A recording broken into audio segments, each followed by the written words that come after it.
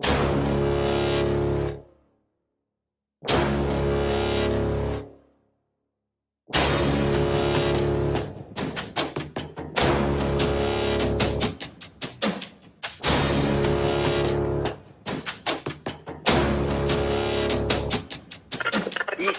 Londres. Veuillez écouter maintenant quelques messages personnels. Pierrot ressemble à son grand-père. Le facteur s'est endormi. L'éléphant s'est cassé une défense. Nous répétons, l'éléphant s'est cassé une défense. Jeanne a faim. Grand-père mange nos bonbons.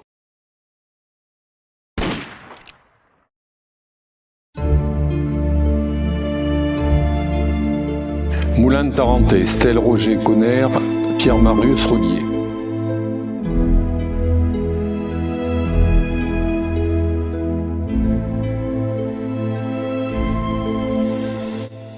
La 8e compagnie FTPF du Puy-de-Dôme et un détachement du 303e bataillon FTPF de la Loire partent en opération avec pour objectif Boin-sur-Lignon afin de réquisitionner des véhicules et du carburant et pour faire respecter la réglementation des prix. C'est jour de foire. 2 tractions précèdent les camions transportant les FTP et s'arrêtent à plusieurs reprises pour couper des lignes téléphoniques. Un groupe de protection comprenant Alphonse Mouillot, jeune paysan de Fayel-Château, au fusil mitrailleur, Pierre Rodier et Roger Connet est en poste à proximité du passage à niveau et de l'intersection des routes de Feurs et Montbrison. Le chef de gare fait prévenir les 2 commandants de compagnie qu'un train d'Allemands non prévu arrive vers 9h venant de Montbrison et composé de plusieurs wagons avec au milieu un wagon plateforme avec mitrailleuses et mortiers. Les Allemands, probablement prévenus, ouvrent le feu sur des camions civils stationnés sur la route et une 50aine d'hommes descendent du train en direction de la ville. Alphonse Mouillot et ses 2 servants, bien vite repérés, sont très exposés aux tirs de mortier. Une section SS les prend à revers. Mouillot est tué sur le coup, dans le dos, par des balles explosives, mais sans avoir lâché son fusil mitrailleur, et les 2 jeunes maquisards sont faits prisonniers et ligotés sur le wagon plateforme.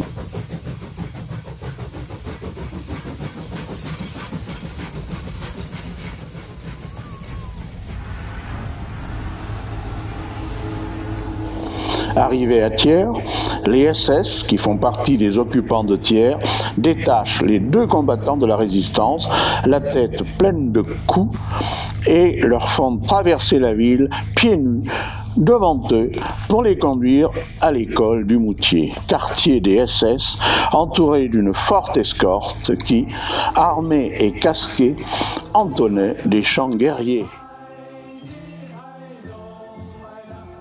L'un des patriotes a une balle dans un genou et souffre le martyre pour marcher. Ils sont poussés à coups de bottes et de crosses de fusil. Les nazis, ceux-ci veulent que cela serve d'avertissement à toute la population et montre comment les nazis traitent les résistants. Ensanglantés, épuisés, à bout de force, les 2 jeunes héros passeront la nuit et la journée du lendemain, 28 juillet, sans boire ni manger, harcelés par les sévices pour les faire parler. Ils ne diront rien qui puisse renseigner les nazis.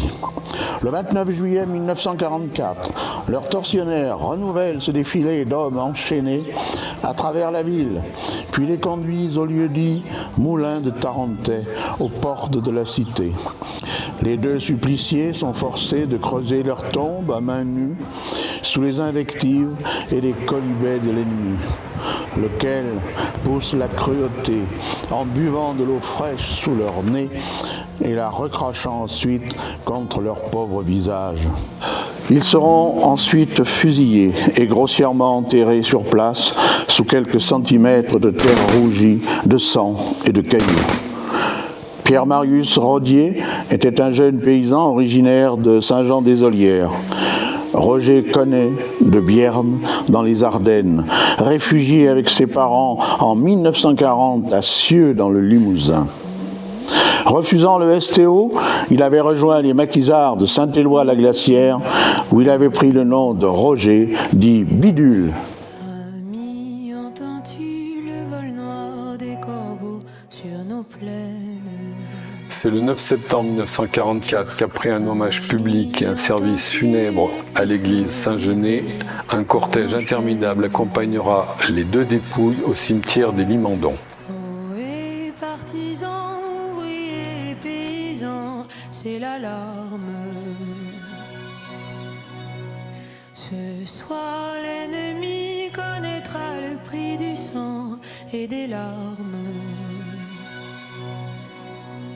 Montez de la mine, descendez des collines, camarades. Sortez de la paille, les fusils, la mitraille, les grenades. Oh, et les tueurs, à vos armes et vos couteaux, tirez vite.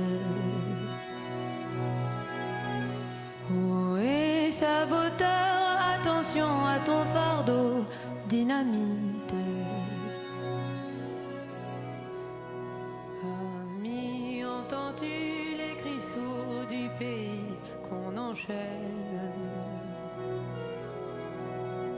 Amis, entends-tu le vol noir du corbeau sur la plaine?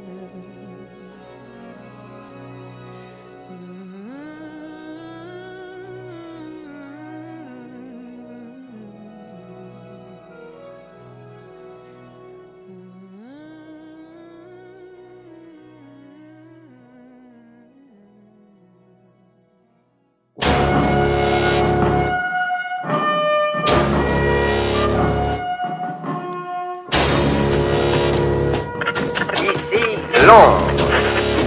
Veuillez écouter maintenant quelques messages personnels. Pierrot ressemble à son grand-père. Le facteur s'est endormi. L'éléphant s'est cassé une défense. Nous répétons, l'éléphant s'est cassé une défense. Jeanne a faim. Grand-père mange.